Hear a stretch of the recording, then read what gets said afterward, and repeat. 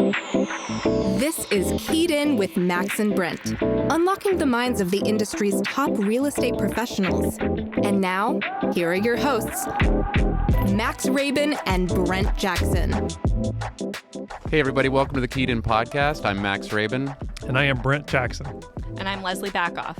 So we have Leslie here today. Today is our State of the Market episode. We do these, every couple months? About every quarter. Yeah. And so no guest per se, but Leslie has been on the show a few times now, and great to have you. Thank you. Yeah. Thank you for letting me join. It'll be interesting doing State of the Market. So you and I have been in business a little bit longer than Leslie, you longer than me, but having an agent that's been in the business for about a year or two, what is she seeing, hearing, feeling based on the some of the reports that are coming out, some of the data that's out there, what are her clients telling her, things like that. So it'll be a good viewpoint to have on this episode.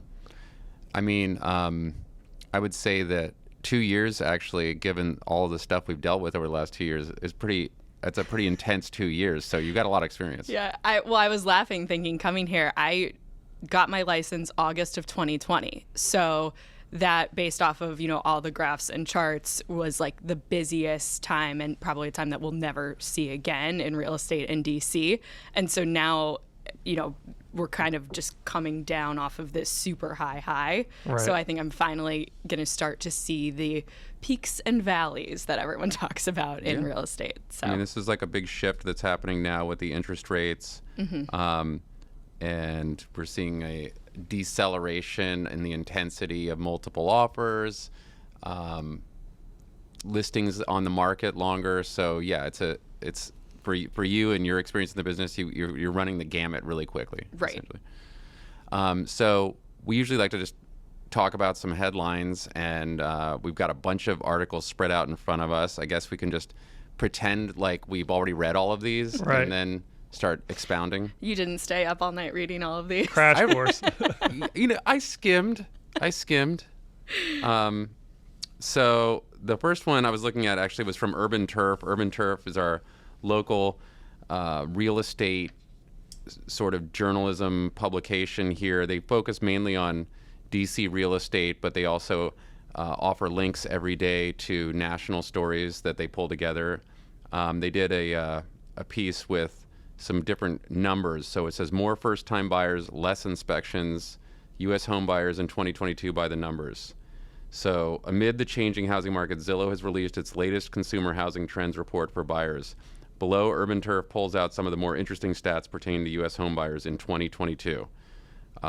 44, the median age of home buyers, which is up from 43 last year, not really changed, right? 77%, the percentage of home buyers who purchased a detached single-family house. That's a huge majority. Yeah. And I think that we know that those are still the most popular products in our market. Absolutely. Right? I mean, those are still that's still a hot commodity. If you're in Upper Northwest, whatever your magic number is, 1.5 and below, those things are still moving at a swift pace. Yeah. 45%, the percentage of first-time home buyers, up from 37% in 2021. So people still out here getting their feet wet in the market, even as things were really aggressive. Yeah, I think that's interesting for sure, with just how rates have changed, that, there were still first-time home buyers out there that weren't scared. Well, this data might be a little lagging, right? Right. The last couple months with the rate hikes, I mean, now during the time of this recording, we're close to 6% on average. Correct. So that's like double what it was a year ago. Right. This says it was Zillow surveyed over 4,900 home buyers between March and July 2022. Cool. So. Yeah, March, things were still flying. Right. Yeah. So my thinking is, I felt it personally, a shift in the market after Memorial Day. It's like people took off for vacation.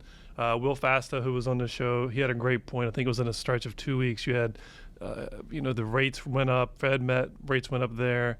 You had the war, Ukraine versus Russia. So all of that, and then people going away for the whole summer for a couple of weeks, schools out, all that jazz. And the market just started to go sideways, in my opinion, right about Memorial Day. Right. I remember mid-June was when that massive rate hike went up. And yes. Yeah. Yeah. So some of this data, March to July, it's like the market's still pretty hot. Exactly. Totally. 2, the number of offers the median home buyer made before they were successful. So that sounds pretty normal to us. So I've definitely had buyers, takes longer than that. But I think, well, now, so things have slowed down a bit. I definitely have buyers who are the only people making offers, and we can have all of our normal contingencies and maybe negotiate a price. All right. Same thing, right, Brent? Exactly. Yeah. 23%. The percentage of buyers who paid for a home without a mortgage. So that's a lot of people paying all cash on any kind of scale. Yeah, that's huge. 13%, the percentage of buyers who did not get an inspection prior to buying their home. Okay, this is like always the controversial topic is the home inspection, but let's just talk about that a little bit. Again, we've talked about this on the show a few times. When you're working with a buyer and you're in a competitive situation, which are still coming up, there's still, we're talking about single family homes are still the hot commodity, right? You might run into a 2 or 3 offer situation. I think buyers are still not waiving inspections. They want to do a pre-inspection or they want an inspection clause. They're not really interested in completely waiving that inspection anymore. The tide has shifted. Whereas they were doing that in the springtime, like no inspection at all, no pre-inspection, no home inspection. I think that a lot of people read the news about that and buyer remorse, felt some pain. Right. So what about in different price points? Because some of the buyers I'm working with, and I don't know what the threshold is. It might be 1.5 or 2 million and above. Seasoned buyers, it's not their second or third home. It's probably their 5th or 6th. Depending on what they're trying to accomplish with the negotiating strategy, I'm still seeing a lot of the buyers not put in the home inspection contingency. Sure. But definitely if it's under $1 million, it's like usually a first-time home buyer or second-time home buyer or a move up, going from a condo to a house. Their parents or someone told them you need to do an inspection. You don't want to buy a lemon. Right. Yep. Yeah, for me, I think I've really only had one client fully waive the inspection. And we still did do like a informational inspection. So yeah, definitely the price point that I work with, it was like, no, we're not waiving that at all. And then this last stat on here, it appears interesting at first, but then I was reading it again. 54% is the percentage of buyers who said they would be at least somewhat confident making an offer on a home after seeing a virtual tour, but not an in-person viewing. So, the key word there would be at least somewhat confident. Right. That's really not very, nothing. Yeah, that means little. Yeah. I don't know. Would you guys buy a home? Have you had sight unseen buyers? I have not. Okay. Brent, you definitely have. I've definitely had sight unseen buyers, and usually they have a third party, whether it's a family, a friend, or somebody comes through with me doing a virtual tour. It's like, yes, the 3D matter reports are great, the photos, the video, all that is great, but I always want someone else there to verify. It's like not me doing FaceTime with them, but I want their counterpart, so to speak, to be. It could even be like a family or a son or a daughter. Personally, I think I bought in like 5 or 6 places sight unseen. It's just like Yourself. I know, I know what I'm buying. It's in their second home, so or investment properties, and they're in condo buildings. Sure. So I'm not as concerned about, what goes on, because I know that inside a building, I can remedy whatever situation is, leaky toilet or something like that. And it's not your primary residence. It's not my primary residence. I think the biggest thing I had was a place I bought in South Florida, Miami Beach. I had to replace the air handler, which cost me $5,000. But again, it wasn't a deal breaker. But that's totally material stuff. The thing, the not as tangible items when you're purchasing real estate sight unseen are, you might see something like a single family house. Like I look at stuff in Palm Springs all the time. I'm obsessed with like the way the real estate looks there. And you see this like, oh, that one looks like a good deal. You really don't know what it's like on the street level, the neighboring properties, even with Street View. Yeah. So obviously you have good realtor connections in those secondary home markets where you trust them to also tell you those things. Absolutely. Yeah. We're looking for a place now in Maine, and a lot of what we're doing is it's going to be sight unseen. So if we get a little cottage house in Camden or Rockport, Rockland, all the way down through Portland, it's a small house, but a house is different than a building because just seeing what I bought and what we've passed on in DC, like there's structural issues. Like everything can look great on a photo, but until you get down into the dirty details and you see a structural issue, that would frighten me as a buyer. But you can kind of see some of that with your eyes walking around the property. If you see, cracks in the foundation or whatnot, that's scary because that's expensive, right? Or can be expensive. Well, for the kind of stuff you're talking about, it's not always going to be practical. If you're trying to purchase a vacation home in a market that's popular, you might not have the opportunity to actually get there anyway if you really want to make that purchase. Exactly. So, All right, so those were the numbers in the Urban Turf article.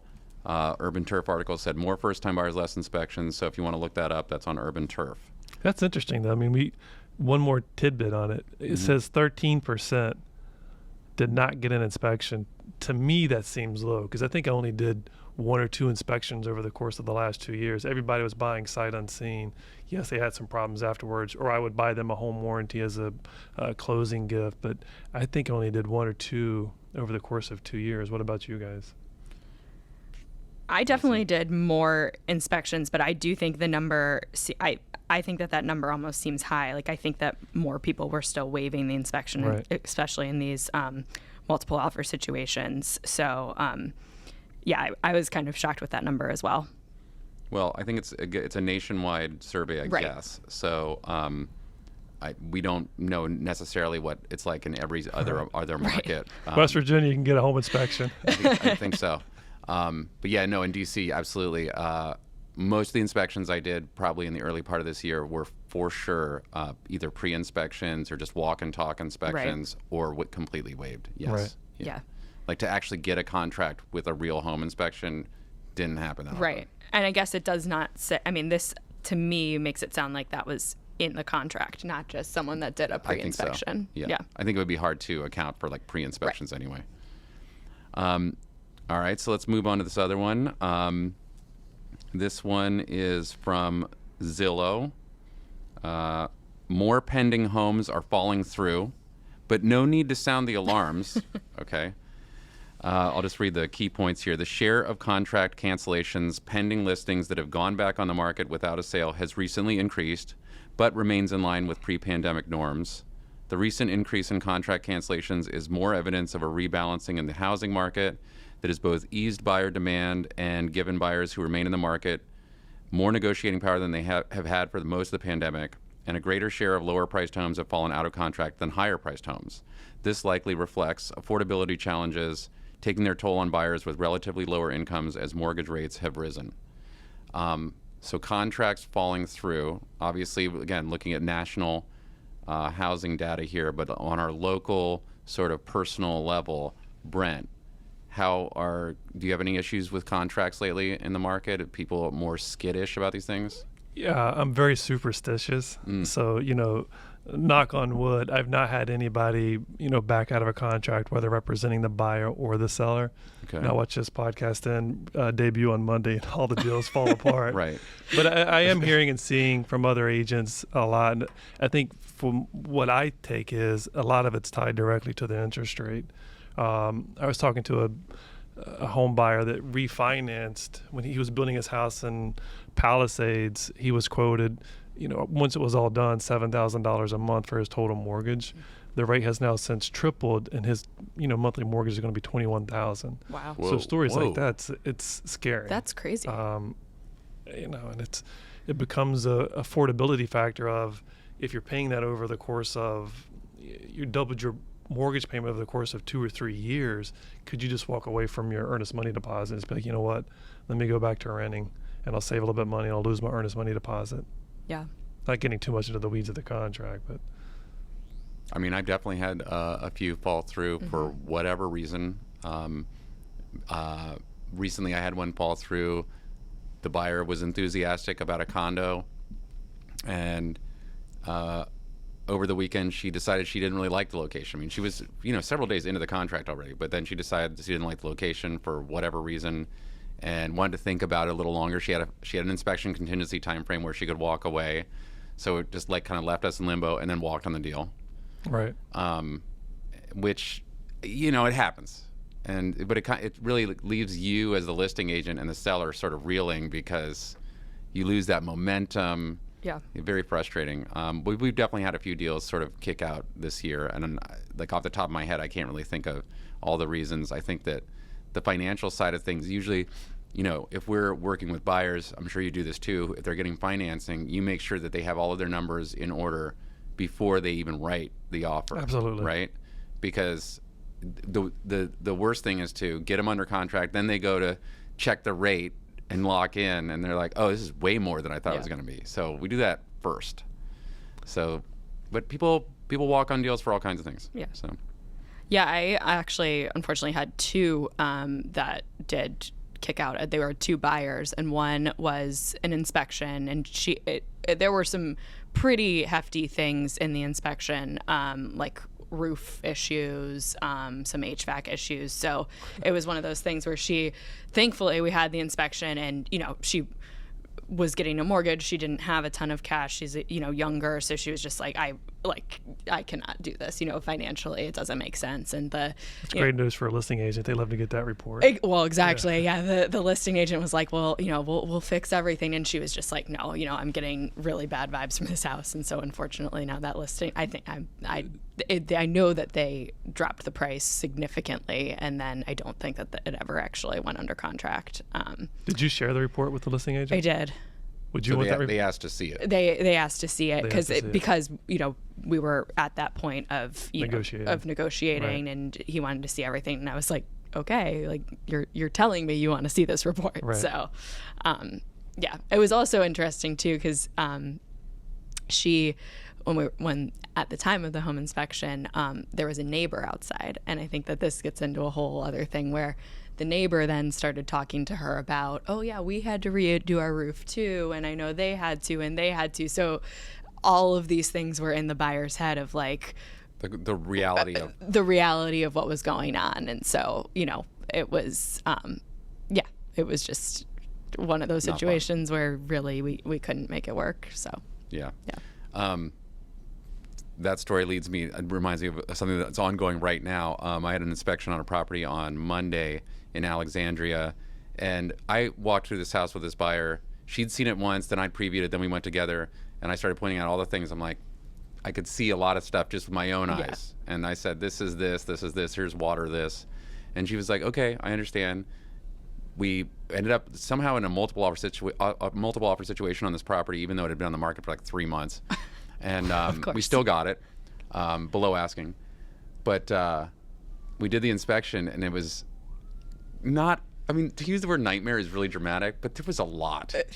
This house had a pool, and it's like you lift up the sort of border capstones around the pool, and it's all corroded. Like nothing had ever been maintained or sealed properly. Really gross. So the pool alone, you're looking at like, well, that pool's done. And then the roof, done. Like all kinds of stuff. And she was like, well, this house isn't worth what I thought I was paying, period. So we'll try to go renegotiate, but based on the way the original contract negotiation went, I don't know. I don't think we're going to get there. So you're in a process of doing that now? I'm waiting for the buyer to give me the okay for how to proceed. So if like the listing agent asks to see the inspection report, may I send it? I don't just want to, never just want to send it over. Right. That's like really bad form. And it really belongs to my buyer. So even if the agent asks to see it, I still have to make sure the buyer is okay with that. Should we go into why that for the inspection you don't just send over the inspection report to the other agent? Well, in this situation, because the way the contract's written, it was just a walkaway clause. There was no negotiation aspect to it, even though it seems like we're headed in that direction. So in that case, since I'm not obligated by the contract to send any report, it's not even an option. Right. I wouldn't want to receive it if I was the listing agent, because then there might be items that I have to disclose in the future, or get my seller involved in repairing. Right. And I've been on that side of the equation too, and that's a whole nother world of liability. Yeah, that's not fun at all. We had an inspection recently. We represented the seller. The buyer did an inspection, and they were sending me photos. I think there's mold down here, and I'm like, I didn't even respond. Because I'm like, you're not a mold inspector. Even if I always tell people this, like a general inspector is like your primary care doctor. If that doctor tells you have a heart problem, you're going to go see a cardiologist. So if the inspector tells you there's mold down here, well, let's get a mold inspector out here to verify that it's not like some, dirt or fungus or fungus is mold, but I hear you. Yes, that happened on. This was a small condo at 4,000 Ton Law. I was representing the buyer. We got the inspection from the general inspection, and they found a leak under the sink. And, just as an inspector does, says like potential for mold. And so my client got really freaked out. She was like, I don't want mold, all of this stuff. And she, was getting to that point of like, what do we do? Do I, back out of this? And first of all, it's like, this is the smallest thing ever. Like we're not backing out because of a small leak. We can get that fixed. But then I had a mold person come in and look at it, and he was like, oh no, I mean, these cabinets don't even, they're not wood. There would be no mold here. So I was just so thankful that we actually went that extra step and got someone in to just say, absolutely not. There would not be mold here. And she was like, oh, perfect. Okay. So yeah, we closed sometimes like those extra steps feel completely unnecessary. 'Cause we see so many properties and we're like, I've seen that a million times. It's nothing. Yeah. Or even when it is something small, you're like, it's still not anything to get worried about. But our buyers, as consumers, they don't have that experience. And again, first-time home buyers. So they don't have that in their repertoire of get a specialist. Right. Just so much easier. Yeah. Exactly. All right, so we're moving on to the next story here. This is from Redfin News. Now it's interesting. I noticed that Brent, you brought some stories here from both Zillow and Redfin. Now those are huge. Redfin's sort of a competitor, I guess, and Zillow, we all have our thoughts about Zillow. But these people have all the data, literally. They have all the data. So they have economists working, like PhD economists in the background, looking at clicks for views, all of that jazz on what consumers are looking at on their platforms. And these are two of the largest platforms when buyers are looking or sellers are looking for property. I mean, they're worldwide known and they're very user friendly. Sotheby's International Realty is amazing. Compass, Washington Fine Property, all of our competitors are great. But to me, these two platforms are great as consumers, and their back end data research is great, just to pulling data and sharing with clients. Well, they're aggregating all of the data in real time, from sales, tax records. It's amazing when you look on Zillow how much information is right there in front of you. When even if we go on our own MLS system, it's like, we got to go through a couple different clicks to get what we're looking for. Dig around a bit. Yeah, side story here. I was up this morning and I was playing around with MLS, and I had to go back and look at it. But it was like a run report in one of the statistics sections. So I was looking at homes between 1.5 and 3 million, because we have two places on the market, a condo and a house in downtown, one in Logan and one in DuPont. But it created this long report as far as average days on market for that property, how many showings for that property until it goes under contract. I mean, it was like a long, lengthy, and I never even knew it existed. MLS has great data, but it's like clunky to get around. Yeah. Agreed. You just have to kind of find out your stuff versus having Zillow or Redfin just print out the data. Yes, it's going to be on a more national level, but it's easier to get to. Agreed. So the headline: prospective home sellers and buyers retreated as mortgage rates approached 6%. New listings fell 8% in August to their lowest level since May 2020. Prior to the onset of the pandemic, the last time so few homes hit the market was August 2012, so a long time ago that I don't even remember.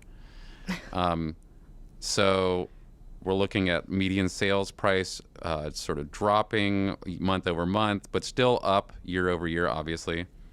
A reduction in homes sold in this encapsulated moment.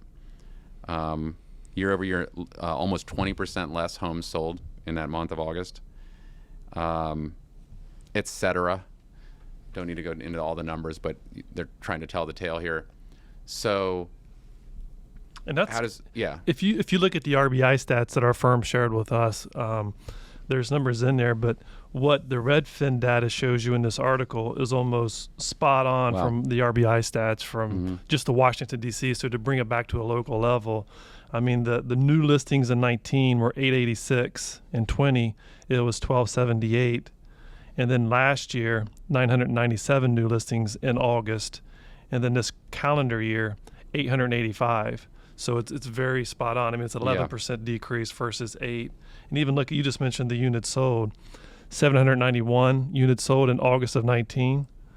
And then last year, there was 874 units sold in August. And then this year, 694, a 20% decrease from year over year, just looking at August. So it's more on a local level. Okay, so I look at these data, and I there's no question that's a big change in numbers, percentage-wise. But going back to what we were talking about originally, that this is like August numbers that are final. It's September now, right? More people were traveling this summer. Interest rates were going up. So just less activity in summer. I feel really fortunate. I just want to like toot my own horn here. I had like 5 great sales in August that all happened when I was on my way to the beach. Okay. Like literally like one buyer wanted to write a contract, another, like it all happened at once. And I was like, what a fortunate August, because August can be really slow in our market traditionally. And I think our August here locally was more of a standard August because of the people traveling. Correct. Sort of burnout, right? Right. Yeah. Yeah. And I think a lot of people, again, everyone has a different take, but nobody has a crystal ball. But I do think that moving forward, we're going to revert back to 2019, maybe 2018, some of the data that we're looking at as far as units sold, average days on market. I'm not going to say the prices are going to revert back to 2019 because then you don't account for any appreciation whatsoever. But I do think that we had 2 generational years, and from the start of the pandemic until Memorial Day of this calendar year, I don't think we'll ever see that again. Yeah. So I think that's people have short-term memory. So before, it was a seller's market. You get a listing, it would sell in a day. And now it's the complete opposite, where you have to work a little bit harder. Average days on market's going to go up. You have to do more than one open house. Right. So it's our time to shine for the sellers. Like I have some new condos coming on the market soon, and last time I had these units from this developer. These were on like Rhode Island Avenue, near North Capitol Street, and spent many Sundays over there waiting to get a contract for those condos. And I think I'm going to be at these condos similarly. I'm going to be there a lot of Sundays just trying to get some activity going, just based on how I feel about our current market. Yeah. And it's just, that's the way the business is, Right. But Leslie, like I like what he said, these are 2 generational years. Right. And you're like, well, shit, I just got into the business. I just started. I didn't have my client list all Right. ready to go for the big generational years.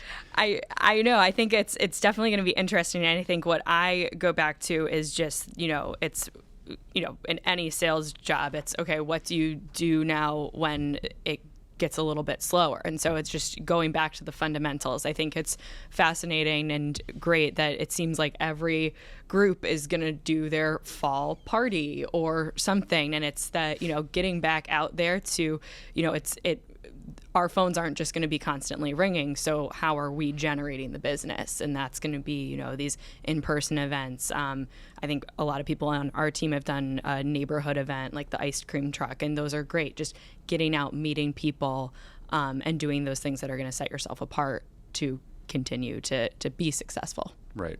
And also, just so you know, it's only been about like 16 years between those generational moments. Like the last good. one where I was like, wow, making money seems easy. Right. Was 2005 and 6, right? So count the years. That was 15 years. Yeah, but before the it came market back. needs a cleansing, so to speak, Right. where you get rid of It's bad natural. appraisers, lenders, agents, title companies. But again, when we were in 2018-19, no one thought the bottom of the market was falling out. I mean, it was still solid years.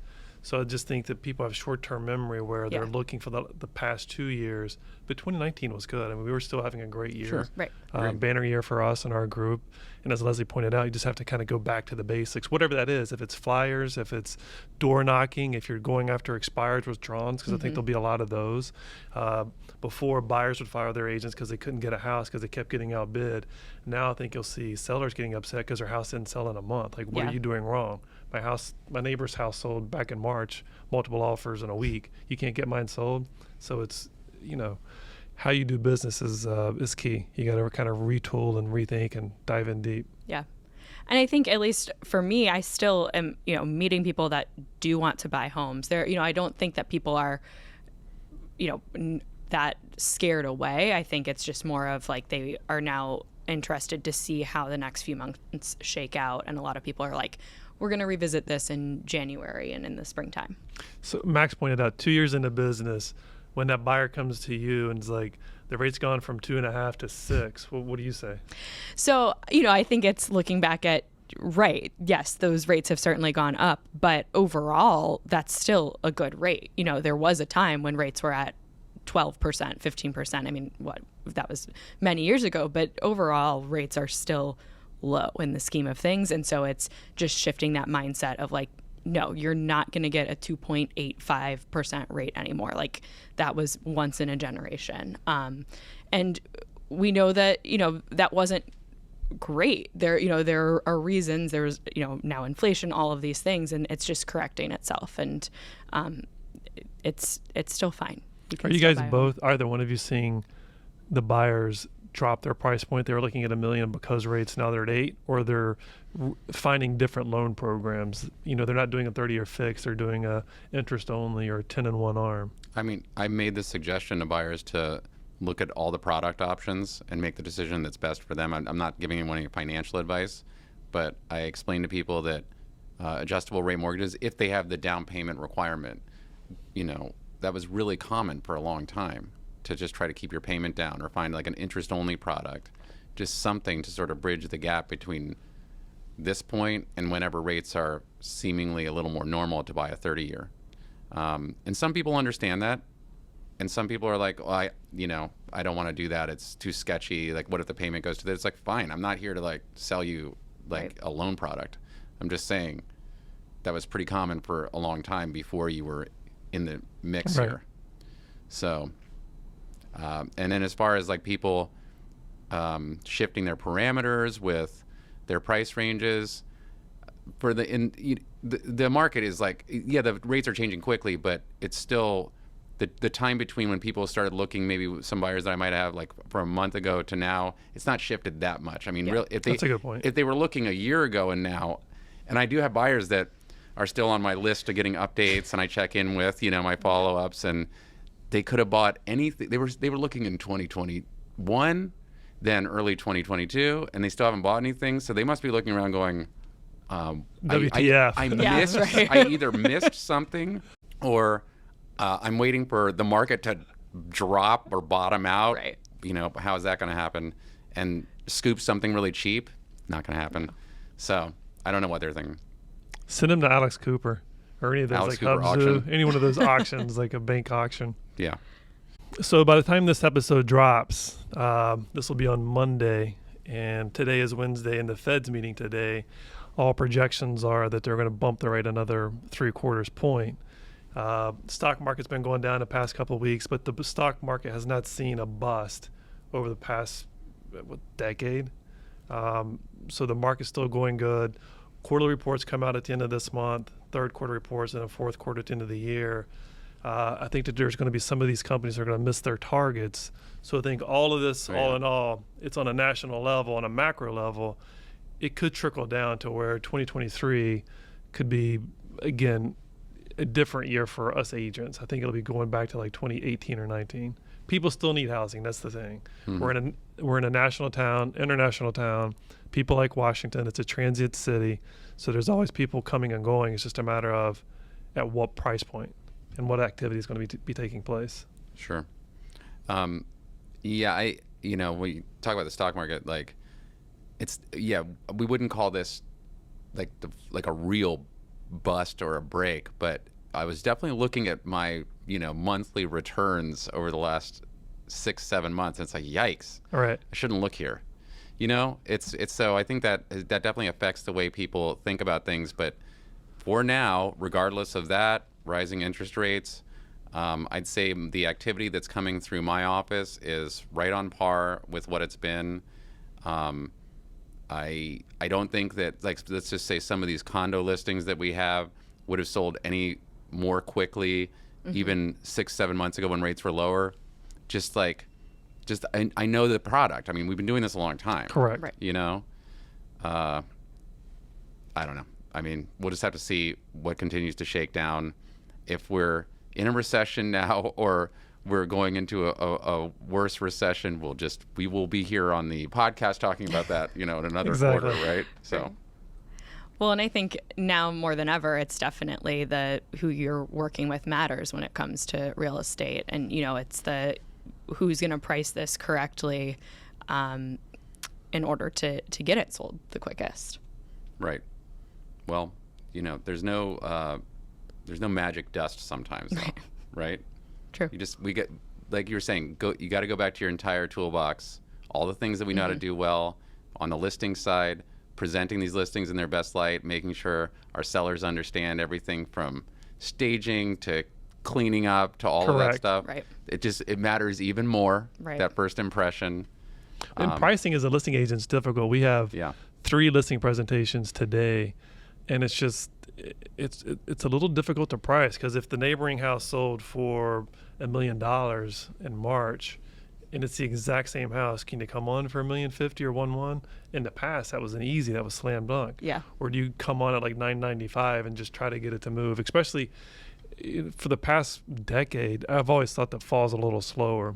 I mean, it's still active, but it's slower than spring and early summer, because I think people come back. They're back into the school. The people that I'm working with, they're back into the school systems. They're back into the fall grind. They've been away for all summer, all of August. Houses are still trading, and people still need a place, but it's just a little bit slower than the spring. Mm-hmm. For sure. I've seen a few properties come on the market in the last couple weeks. Fee simple properties, some townhouses, like one in Georgetown, one in DuPont. And then some other stuff in like our northwest neighborhoods, where I actually thought the list price, looking through the photographs, looking through the square footage stats, knowing the location, I was like, that list price seems reasonable. Right. You know? Right. And also knowing that it's probably not going to get 20 bids and go 500,000 over asking. So I think people are adjusting their expectations. Yeah. Hopefully sellers are going to listen to their agents in terms of being value conscious enough to get things sold in a reasonable time, rather than looking at the last listing, on your block from 6 months ago. Right. Yeah. Well, and the expectation of, okay, we listed at this price, we might get that list price, and like that's a good thing, we should be happy about that, rather than looking back a few months ago being like, well, why didn't we get 3 other offers and have this escalate so much higher? One last topic though that we didn't talk about: price reductions. Much more common right now. For sure. I know you guys are like a powerhouse team and never need to reduce everything. Everything sells in 1 hour. I wish. Right? But price reductions, I mean, I've been doing a lot of price reductions lately.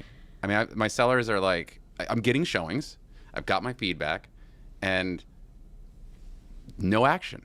And a week goes by, 2 weeks go by. It's like I'm having this conversation regularly with every seller. Are you guys also doing this? I had it with our client database, with our active listings, or even things that are coming on the market. Because sometimes you met with the seller in July, let's like wait till September, house ready, all that, come on after Labor Day. So now you have to readjust the price before it even comes onto the market.